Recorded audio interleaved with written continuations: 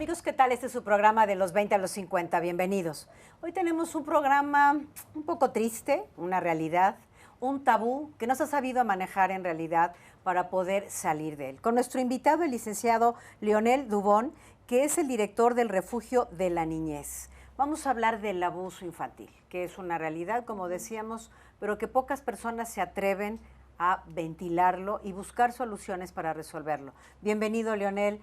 ¿Qué tema, no? O sea, estábamos hablando hace un momento que nos daba así como mucha tristeza. Mucho dolor de corazón. Se corazón. el corazón de saber que es una realidad en todos los ámbitos el abuso en la niñez. Bueno, primero que nada, muchas gracias a Canal Antigua y el programa de los 20 a los 50 por abordar un tema que lamentablemente ni en los mismos medios de comunicación se aborda con mucha periodicidad, ni se da la importancia que el tema amerita. El Refugio de la Niñez es una organización que trabaja lamentablemente con la última etapa, con las víctimas, ya con casos de niñas, niños y adolescentes que lamentablemente ya han sido violentados sexualmente y que nos toca que intervenir en una fase de su vida en la que, como nosotros decimos, tenemos que hacer un proceso de reconstrucción de vidas. Sí, caray. No hay peor tema ni peor trauma que pueda tener una persona como lo es la violencia sexual. Es uno de los traumas más difíciles de superar, de recuperar, y tiene un impacto tan profundo en la vida del ser humano que la cambia o lo cambia totalmente. O sea, no se puede hablar de una persona que superó totalmente el trauma de la violencia sexual, no se puede hablar de una persona que es exviolada así tan duramente, sino que es una persona que este trauma la va a acompañar el resto de su vida, que quizás se pueda disminuir el impacto en la vida de la persona si es acompañada emocionalmente o psicológicamente, pero que lamentablemente quien llega a ser víctima de violencia sexual es una persona que lamentablemente, triste y dolorosamente quedó marcada de por vida. Y esta violencia sexual, me imagino, y quiero que nos aclare un poquito eso, inicia en una relación a veces de mucha confianza, ¿verdad? O sea, tal vez la persona se logra meter en la vida de la persona abusada a través de la confianza. No, pero si yo te quiero, si tú y yo somos amigos, confía en mí. O entonces, pariente. O soy tu papá, o soy tu hermano. ¿Cómo puede soy tu dañarse la autoestima de la persona abusada al darse cuenta que muchas veces la persona que abusa de ella es alguien de mucha confianza, ¿verdad? Bueno, aquí hay elementos que yo creo que tenemos que traer a la mesa que son sumamente dolorosos también. Primero, reconocer que el año pasado cerramos con 5.200 casos de evaluaciones en niños, niñas y adolescentes por delitos sexuales. Esos son casos que fueron denunciados. Imagínense los que no fueron. Según un estudio que hizo UNICEF, es que por cada caso denunciado hay 4 casos que no se denuncian. Entonces, si estamos hablando de que el año pasado en promedio existieron 5.000 denuncias y evaluaciones sobre delitos sexuales cometidos contra los niños, niñas y adolescentes, podríamos hablar que entre 20 y 25.000 casos por año se pudieran estar dando en el país. El segundo dato que yo creo que acuña mucho tu planteamiento es que lamentablemente el 90% de estos casos se están dando en una relación de poder cercana a los niños y a las niñas. Nosotros como organización hemos llamado a lo que es el círculo primario de protección. En primer lugar, la familia del niño y la niña, estamos sobre el 85% de los casos de violencia sexual que se dan en casa. Y lo más doloroso es que nos enfrentamos a casos tan difíciles, como el caso de una niña que recientemente dio a luz, una niña que empezó a ser abusada a los 8 años de edad, que fue abusada por su propio hermano con una diferencia de 10 años mayor que ella. Estamos hablando que él ya era una persona mayor de edad. Posteriormente fue abusada por un tío, posteriormente por el papá y por último queda embarazada del padrastro cuando la mamá cambia de relación. Ese trauma no lo libra. Esto es sumamente complejo y difícil porque estamos frente, no a un trauma, sino que estamos frente a un caso de una niña que está politraumatizada y por un abuso o una violencia sexual continuada y por diferentes actores. O sea, 4 hombres participaron en la violación sexual durante 4 años. El impacto que tiene en la vida de esta niña es muy profundo. Pero encima además de 4 todo, hombres que deberían de haberla cuidado y protegido. Protegido. El papel del padre, del padrastro y del tío y del hermano era de protección, de cuidado, ¿no? O sea, esto es lo que nosotros llamamos sumamente terrible y por eso decimos círculo primario de protección. El otro 4%, perdón, se da en el ámbito educativo. Solo el año anterior tuvimos 12 maestros que fueron ligados a proceso por violaciones sexuales y tristemente todos fueron en el nivel primario. Estamos hablando de niñas chiquitos. entre 7 y 12 años de edad. Ay, no. Hubo caso extremo de una niña de 4 años, Ay, no. donde el maestro en Alta Verapaz fue condenado a 8 años de prisión. Hubo otro caso de una niña de 12 años en San Miguel Chicaje, en Baja Verapaz, donde el maestro fue condenado a 15 años de prisión, pero aquí hubieron otros agravantes. Por ejemplo, los abusos sexuales se los cometía en la dirección del establecimiento educativo y para motivar a la niña utilizaba una computadora del mismo Ministerio de Educación. O sea, con ¡Qué toda esa bárbaro! cantidad de agravantes. Y el otro 1% tiene que ver con líderes religiosos. Solo ahorita tenemos 3 denuncias de pastores evangélicos, pero igual hemos tenido denuncias de sacerdotes. Entonces, este círculo primario de confianza, como tú lo refieres, lamentablemente, en lugar de ser un círculo de protección que genere recursos de protección y que nutra emocionalmente a los niños y a las niñas de manera positiva, es perversamente quienes más los están violentando hoy sexualmente. Creo que lo que usted está hablando es algo sumamente importante de entender y de saber para uno estar alerta, pero creo que también es muy importante referirnos que no solo las niñas han recibido este tipo de abuso, los niños también, y en igual escala los niños también llevan el trauma hasta las edades pues en las que ya pueden recibir algún tipo de consuelo, de terapia, de esto, ¿verdad? Entonces, también es importante saber que no solo las niñas, los niños también. Y otra cosa que le iba a preguntar era, ¿qué tipos de abuso existen? Ok. Primero, hay que reconocer que lamentablemente la violencia sexual, aunque mayoritariamente se da en niñas, estamos hablando que de cada 10 casos, 8 son niñas y 2 son niños. Ha habido un incremento en los últimos 2 años de la cantidad de niños, pero también de las formas de abuso. Sí, El año anterior también fue condenada una niñera aquí en la ciudad capital, en la zona 6, por abusar sexualmente de un niño de 7 años. Es un caso que lo pueden encontrar en la página web del refugio, porque ejemplifica cómo se dio esta situación. Es un niño de apenas 7 años, que la mamá, una señora de clase media, lo dejaba todos los días con su niñera, y esta cuidadora empezó, una señora joven de 26 años, empezó a ponerle videos pornográficos al niño, llevándolo a un punto de excitación, después lo desnudaba y se sentaba sobre él, de ahí involucraba a un perro a que le lamiera el pene al niño, y posteriormente involucró al conviviente o al novio de ella también en la relación, llegando hasta el extremo de penetración anal con los dedos en el niño. O sea, los niños también están expuestos. Correcto. Aquí un tema importante, creería yo, es cómo nosotros como padres tenemos que estar atentos a las situaciones que le pasan a nuestros hijos. Yo creo que hoy por hoy, en la sociedad en la que estamos viviendo, ya no podemos ser totalmente confiados de nadie. en lo personal. Yo no confío a mis hijas ni a mis hijos, ni siquiera en mis propios hermanos. O sea, mis hijos los tengo que educar, mis hijas las tengo que educar yo, yo voy a acompañarlas. E inclusive, a veces mis hijas, que las 3 son adolescentes, me cuestionan por qué no las dejo ir a dormir a casas de sus compañeritas.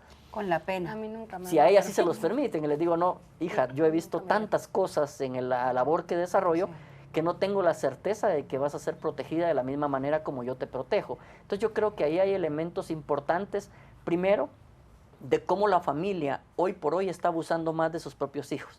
Pero en la otra parte, aquellas familias que no son abusadoras, también como esas familias cada vez nos estamos convirtiendo en familias negligentes, que no estamos creando factores de protección para nuestros hijos. Que también ese es un abuso, perdón, la negligencia, negligencia, sí. ¿no? Sí, y hablando de los diferentes tipos de abuso que mencionaba Carla anteriormente, también hay que reconocer que el abuso, aparte del sexual, está el físico, el emocional, en donde también hay un descuido del niño, o sea, aparte de toda la parte sexual, existe también un abandono a los niños y esto sucede en diferentes estratos, porque yo he visto a tías, a mamás, abuelitas que dejan a los niños con tal de que no estorben o algo así, los dejan Abandonados. así, abandonados, tiempo sin comer, los niños tienen caries, o sea, eso también es parte del descuido a un niño, o sea, el aspecto sexual es muy triste, pero también darle una calidad de vida al niño es muy importante porque se le unía de cierta forma, o sea, no se le toma en cuenta y se le cumple con las necesidades que tiene.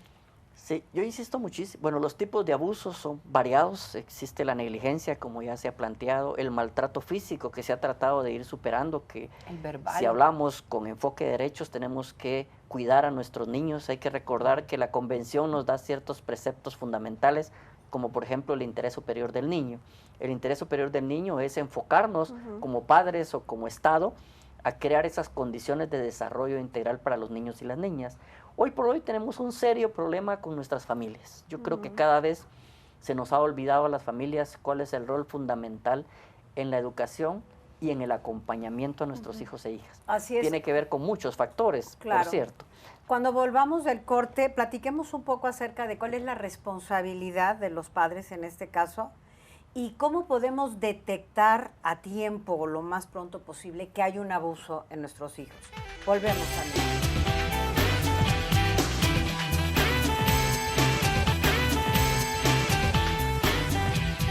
Estamos de vuelta, amigos, con este tema que irremediablemente causa tristeza, causa impotencia.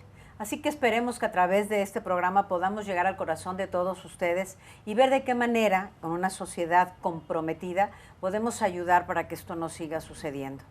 ¿Cómo podemos detectar a tiempo que hay un abuso en nuestros hijos o en nuestros sobrinos? Primero que nada, tenemos que conocer el comportamiento de nuestros hijos e hijas. Nosotros no podemos, como padres, simplemente traer hijos al mundo y olvidarnos, porque desde que son muy pequeños nosotros notamos cuando les sale un diente, cuando empieza a caminar, pero pareciera que cuando llegan a los 7 años ya nos empezamos a desentender de esos cambios importantes.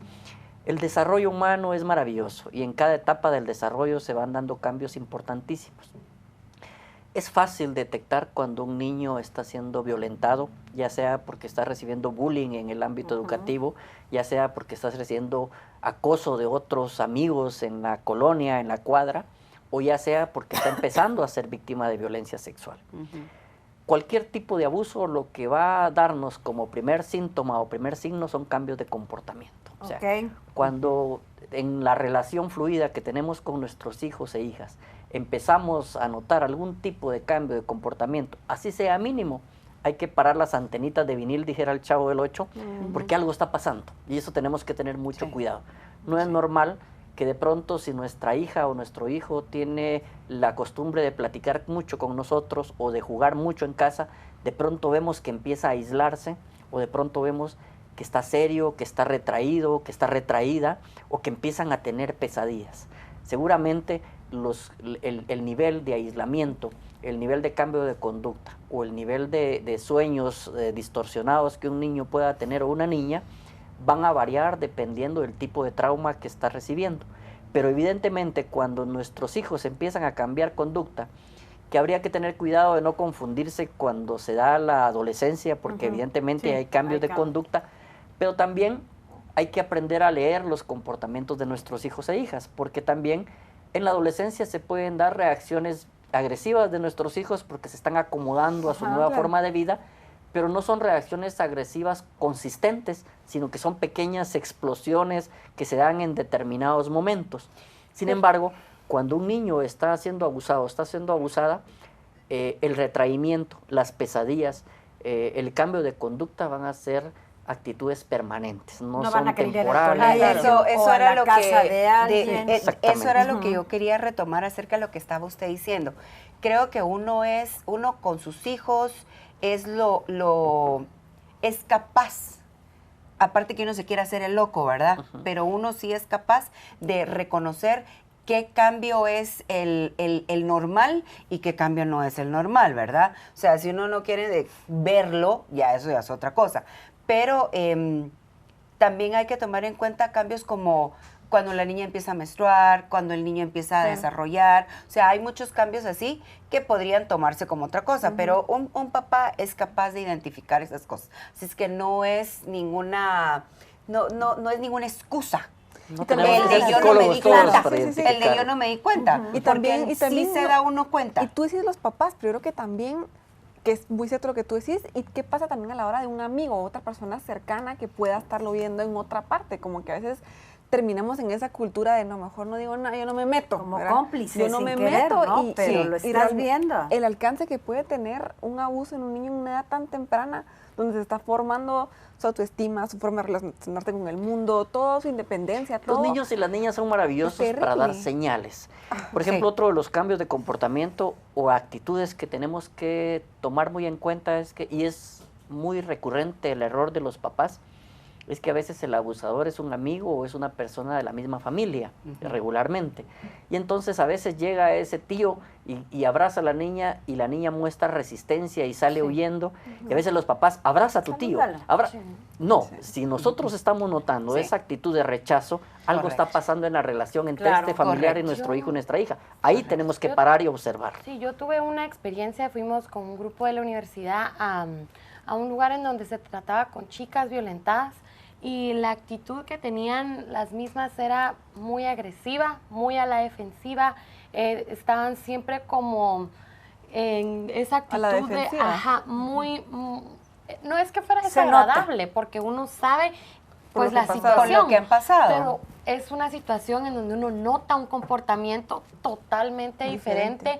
Y algunas de las chicas, pues yo iba con compañeros hombres también, y se como apegaron a ellos como en una forma de aceptación, querían como llevarlos de la mano, se sentaban a su lado, hablaban muy de cerca, entonces se tornó un poco incómodo. La maestra, que fue quien nos llevó, manejó todo de una forma súper bonita, se acercó a las niñas, les hicimos las actividades y todo, pero es un comportamiento notorio, o sea, sin duda no te puede, o sea, es porque te estás haciendo el loco, porque es súper evidente. Es increíble. Leonel, perdón, una pregunta. El refugio de la niñez, ¿cómo ayuda entonces cuando se descubre que hay un abuso, por ejemplo, con aquellas mamás que quieren negar que el padrastro está abusando a su hija, que es, de hecho, la persona que decide casarse por segunda nupcia y tiene hijas debería de pensarlo 2 veces. Pero una vez que ya la niña confiesa y dice,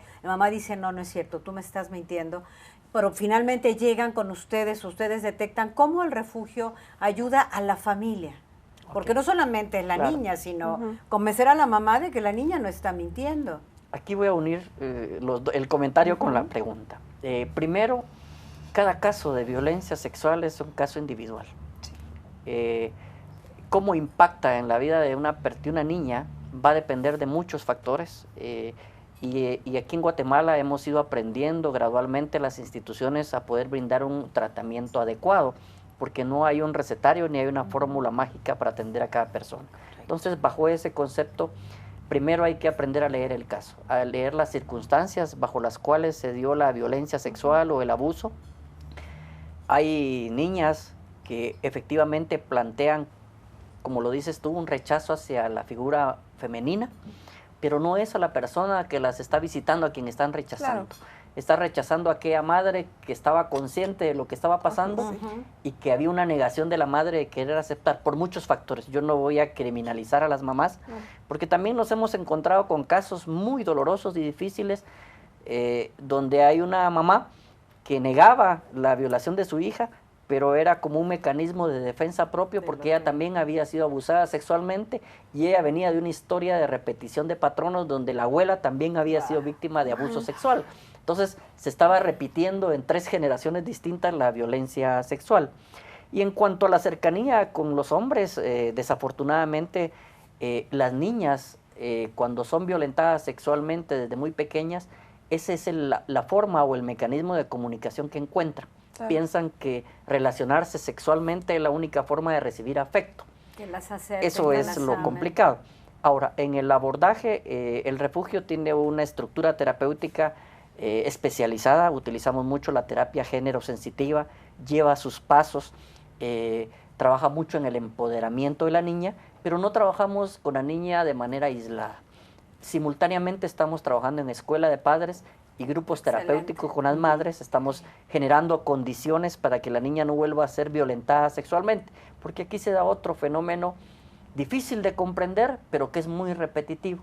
Una niña que es violentada en una oportunidad se reintegra y desafortunadamente en un contexto distinto y con actores distintos vuelve a ser abusada sexualmente. Exacto. Entonces, desafortunadamente esto se repite, es difícil explicarlo, pero pareciera que la niña buscara, aunque no es así, pareciera que la niña buscara las condiciones de riesgo.